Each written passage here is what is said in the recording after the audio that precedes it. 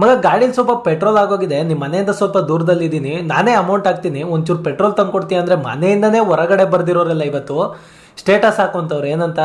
Justice for Soujanya, justice ಕೊಡಿಸ್ಬೇಕು, ಅಂದರೆ ನ್ಯಾಯ ಕೊಡಿಸ್ಬೇಕು, ನ್ಯಾಯ ಸಿಗಬೇಕು, ಇದಕ್ಕೆ ನಾವು ಹೋರಾಡಬೇಕು. ಇದೆಲ್ಲರೂ ಇವರು ಸ್ಟೇಟಸ್ಗಳು ಹಾಕೊಂಡ್ಬಿಟ್ರೆ, ಇವರು ಪೋಸ್ಟ್ಗೆ ಹಾಕೋಬಿಟ್ರೆ ಅಲ್ಲಿ ನ್ಯಾಯ ಸಿಕ್ಬಿಡುತ್ತಾ? ಬಾಯಿ ಬಿಟ್ಟರೆ ಅಮ್ಮ ಅಕ್ಕ ಅಂತ ಮಾತಾಡೋರೆಲ್ಲ ಅಯ್ಯೋ ಜಸ್ಟಿಸ್ ಸಿಗಬೇಕು, ಹೆಣ್ಮಗ್ಳಿಗೆ ಅನ್ಯಾಯ ಆಗಿದೆ, ಹೆಣ್ಮಗ್ಳಿಗೆ ಅನ್ಯಾಯ ಆಗಿದೆ, ಈ ಥರ ಮಾತಾಡೋರೆಲ್ಲ ಒಂದು ಸತಿ ನಿಮಗೆ ನೀವು ಒಂದು ಕ್ವಶನ್ ಹಾಕ್ಕೊಳ್ಳಿ. ನೀವು ನಿಮ್ಮ ಅಕ್ಕಪಕ್ಕ ಇರೋ ಹೆಣ್ಮಕ್ಳನ್ನ ಯಾವ ಥರ ಟ್ರೀಟ್ ಮಾಡಿದ್ದೀರಾ, ಯಾವ ಥರ ನೋಡಿದ್ದೀರಾ ಅಂತ ಹೇಳ್ಬಿಟ್ಟು ಅದೊಂದು ಕ್ವಶನ್ ಹಾಕ್ಕೊಂಡ್ರೆ ಸೊ ಸಮಾಜದಲ್ಲಿ ಮುಂದೆ ಈ ಥರ ಕೇಸ್ಗಳಿಗೆ ನ್ಯಾಯ ಸಿಗುತ್ತೋ ಇಲ್ವೋ ಗೊತ್ತಿಲ್ಲ, ಬಟ್ ಈ ಥರ ಕೇಸ್ ಆಗೋದೇ ತಪ್ಪೋಗುತ್ತೆ. ಎಲ್ಲರೂ ಅವ್ರವ್ರು ತಿದ್ಕೊಂಡ್ಬಿಟ್ರೆ, ಅವ್ರವ್ರನ್ನ ಮೈಂಡನ್ನು ಕ್ಲಿಯರ್ ಮಾಡಿಕೊಂಡ್ರೆ ಈ ಥರ ಯಾವುದು ಕೇಸ್ಗಳೇ ಆಗಲ್ಲ. ಖಂಡಿತವಾಗ್ಲೂ ಈ ಥರ ಈ ಕೇಸಲ್ಲಿ ನ್ಯಾಯ ಸಿಗಲೇಬೇಕು. ಆ್ಯಂಡ್ ಅದು ಯಾರು ಈ ಕೆಲಸಗಳನ್ನ ಮಾಡಿದರೋ ಅದು ಎಷ್ಟೇ ಪ್ರಭಾವ ವ್ಯಕ್ತಿ ಆದ್ರೂ ಅವ್ರಿಗೆ ಶಿಕ್ಷೆ ಸಿಕ್ಕಿದಾಗ್ಲೇ ಏನಂದರೆ ಸಮಾಜದಲ್ಲಿ ನ್ಯಾಯ ಧರ್ಮ ಅನ್ನೋದು ಇನ್ನೂ ಉಳ್ಕೊಂಡಿದೆ ಅಂತ ನಮ್ಗನ್ಸೋದು, ಸಾಮಾನ್ಯ ಜನರಿಗೆ ಅನ್ಸೋದು. ಇದು ಹೆಂಗಾಗೋಗಿದೆ ಅಂದರೆ ಯಾರು ದುಡ್ಡಿರ್ತಾರೋ ಅವ್ರದ್ದೇ ರಾಜ್ಭಾರ, ದುಡ್ಡು ಮಾಡಿದವನೇ ದುಡ್ಡೇ ದೊಡ್ಡಪ್ಪ. ಹಿಂದೆ ಎಲ್ಲ ಹೇಳ್ತಾರೆ ದುಡ್ಡೇ ದೊಡ್ಡಪ್ಪ, ದುಡ್ಡು ಮಾಡ್ಬೇಕು ಅದು ಇದು ಅಂತ ಎಲ್ಲ ಹೇಳ್ಬಿಟ್ಟು ನಮಗೆ ಅರ್ಥ ಆಗ್ತಾ ಇರಲಿಲ್ಲ. ಬೆಳೀತಾ ಬೆಳೀತಾ ಬೆಳೀತಾ ದುಡ್ಡು ಅನ್ನೋದು ಇಟ್ಕೊಂಡಿದ್ದವ್ರು ಏನೇನು ಮಾಡ್ತಾರೆ, ಅವ್ರು ಹೆಂಗೆ ಅಂದರೆ ಸಮಾಜನೇ ಅವ್ರ ಕೈಗೊಂಬೆ ಮಾಡ್ಕೊಂಡು ಅದನ್ನು ಕುಣಿಸ್ತಾ ಇರ್ತಾರೆ. ಅವರು ತಪ್ಪು ಮಾಡಿದವ್ರಿಗೆ ಶಿಕ್ಷೆ ಕೊಡ್ಬೋದು, ಆದರೆ ಏನೂ ತಪ್ಪು ಮಾಡಿದವರು ಅಲ್ಲಿ ಪಾಪ ಚಿತ್ರಹಿಂಸೆ ಸಹಿಸ್ಕೊಂಡು ಅವರು ಸತ್ತೋದ್ರು. ಆಮೇಲೆ ಯಾರೋ ತಪ್ಪು ಮಾಡಿದವರು ಅಂಧರಾದರು. ಇದೆಲ್ಲ ಹೆಂಗೆ ರಿವರ್ಸ್ ಮಾಡೋದು? ಇದನ್ನೆಲ್ಲ ಹೆಂಗೆ ಅವ್ರು ಕಳ್ಕೊಂಡಿರೋ ಆ ಜೀವನ, ಒಬ್ರು ಪ್ರಾಣನೇ ಕಳ್ಕೊಂಡ್ರು, ಇನ್ನೊಬ್ರು ಜೀವನ ಕಳ್ಕೊಂಡ್ರು, ಅವ್ರಿಗೆ ಮತ್ತೆ ವಾಪಸ್ ಸಿಗುತ್ತಾ? ಏನು ಶಿಕ್ಷೆ ಕೊಟ್ಟರು, ತಪ್ಪು ಮಾಡಿದವನಿಗೆ ಏನು ಶಿಕ್ಷೆ ಕೊಟ್ರು ಇವ್ರಿಗೆ ವಾಪಸ್ ಸಿಗುತ್ತಾ? ಈ ಟೈಮಲ್ಲಿ ಈ ಥರ ಒಂದು ಸಿಚುವೇಶನಲ್ಲಿ ಈ ಥರ ಒಂದು ದೊಡ್ಡ ಇಶ್ಯೂ ಆಗಿದೆ.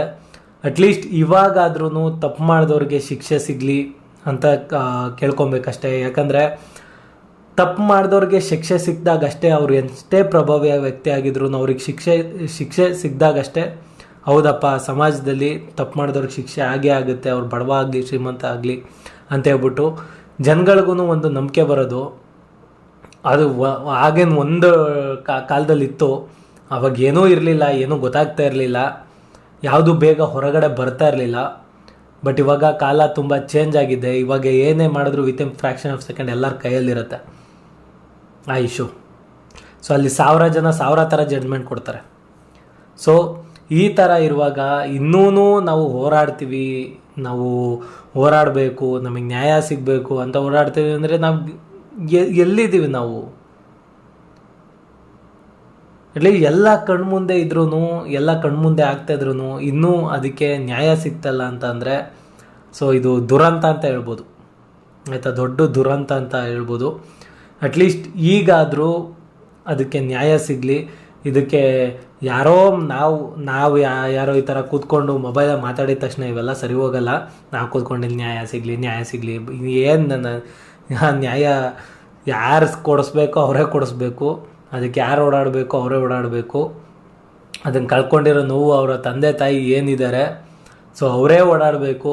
ಇದನ್ನು ತೀರ್ಮಾನ ಮಾಡುವಂಥ ಜಡ್ಜ್ ಏನಿದ್ದಾರೆ ಅವರು ಒಂದು ರೈಟ್ ಡಿಸಿಷನ್ನ ತಗೊಂಡು ಇದನ್ನು ತೀರ್ಮಾನ ಮಾಡಬೇಕು. ಅಟ್ಲೀಸ್ಟ್ ಇವಾಗ ಈ ವಿಚಾರ ಇಷ್ಟು ದೊಡ್ಡದಾಗಿರೋದ್ರಿಂದ ಹೋಪ್ ಈ ಕೇಸು ಮತ್ತೆ ಮುಂಚೂಣಿಗೆ ಬರುತ್ತೆ, ಮತ್ತೆ ಈ ಕೇಸ್ನ ಮೊದಲಿನ ಥರ ಇನ್ವೆಸ್ಟಿಗೇಟ್ ಮಾಡಿ ಇನ್ನೊಂದು ಸತಿ ರೀಇನ್ವೆಸ್ಟಿಗೇಟ್ ಆಗಿ ಆ್ಯಂಡ್ ಹೋಪ್ ಯಾರು ತಪ್ಪು ಮಾಡಿದಾರೋ ಆ ನನ್ನ ಮಕ್ಳಿಗೆ ಮಾತ್ರ ಸರಿಯಾಗಿ ಆಗ್ಬೇಕು ಶಿಕ್ಷೆ. ಸೊ ಯಾರು ಕೊಟ್ಟಿಲ್ಲ ಅಂದರೂ ದೇವರಂತೂ ಕೊಟ್ಟೆ ಕೊಡ್ತಾನೆ.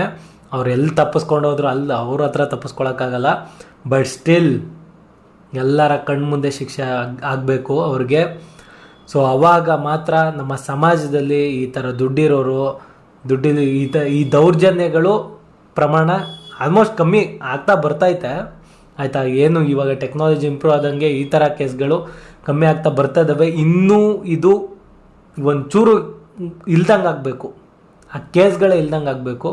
So hope for the best. And ಇದನ್ನು ಮುಂಚೂಣಿಗೆ ತಂದಂತಹ ಯೂಟ್ಯೂಬರ್ ಅವ್ರಿಗೆ ಒಂದು ಅಪ್ರಿಷಿಯೇಟ್ ಮಾಡಲೇಬೇಕು. ಆ್ಯಂಡ್ ಇದಕ್ಕೆ ಹೋರಾಡಿರುವಂಥ ಆಫೀಸರ್ ಏನಿದ್ದಾರೆ, ಸೊ ಅವ್ರಿಗೆ ಹ್ಯಾಟ್ಸ್ ಆಫ್ ಹೇಳಲೇಬೇಕು. ಸೊ ಅವ್ರು ಇರಲಿಲ್ಲ ಅಂತ ಹೇಳಿದಿದ್ರೆ ಸೊ ಖಂಡಿತ ಈ ಕೇಸ್ ಎಲ್ಲೋ ಉಳ್ಕೊಂಡ್ಬಿಡ್ತಾಯಿತ್ತು. ಆ್ಯಂಡ್ ಏನೋ ದೇವ್ರು ಬಂದಂಗೆ ಬಂದಿದ್ದಾರೆ ಅವರು. ಸೊ ದೇವ್ರು ಎಲ್ಲ ಕಡೆ ಇರೋಕ್ಕಾಗಲ್ಲ, ಅಂಥ ಕಡೆ ಈ ಥರ ವ್ಯಕ್ತಿಗಳನ್ನ ಬಿಟ್ಟಿರ್ತಾನೆ. ಸೊ ಖಂಡಿತವಾಗ್ಲೂ ಈ ಥರ ಒಬ್ಬ ಸ್ಟ್ರಿಕ್ಟ್ ಆಫೀಸರ್ ಆ್ಯಂಡ್ ಏನು ಲಂಚ ಏನು ತಗೊಳ್ದೆ ನ್ಯಾಯಕ್ಕೋಸ್ಕರ ನಿಂತ್ಕೊಳ್ಳೋರು ಇರ್ತಾರೆ, ಇವರೆಲ್ಲ ಒಂಥರ ಡೈಮಂಡ್ ಥರ, ನಮ್ಮ ಸಮಾಜದ ಮಧ್ಯೆ ಇರೋ ಡೈಮಂಡ್. ಆ್ಯಂಡ್ ಅವರಿಗೆ ಒಂದು ಹ್ಯಾಟ್ಸ್ ಆಫ್ ಹೇಳೋಣ.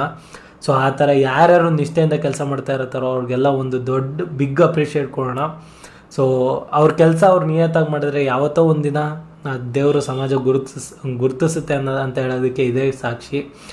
ಸೊ ಖಂಡಿತ ಅವರ ಕೆಲಸನ ಇವತ್ತು ಇಡೀ ಜಗತ್ತು ಕೊಂಡಾಡ್ತೈತೆ, ಇಡೀ ಕರ್ನಾಟಕ ಕೊಂಡಾಡ್ತೈತೆ ಅವ್ರು ಮಾಡಿರೋ ಕೆಲಸನ ಎಲ್ಲರೂ ಅಪ್ರಿಷಿಯೇಟ್ ಮಾಡ್ತಾ ಇದ್ದಾರೆ. So hats off to and ಒಳ್ಳೆತನ ಗೆಲ್ಲಿ.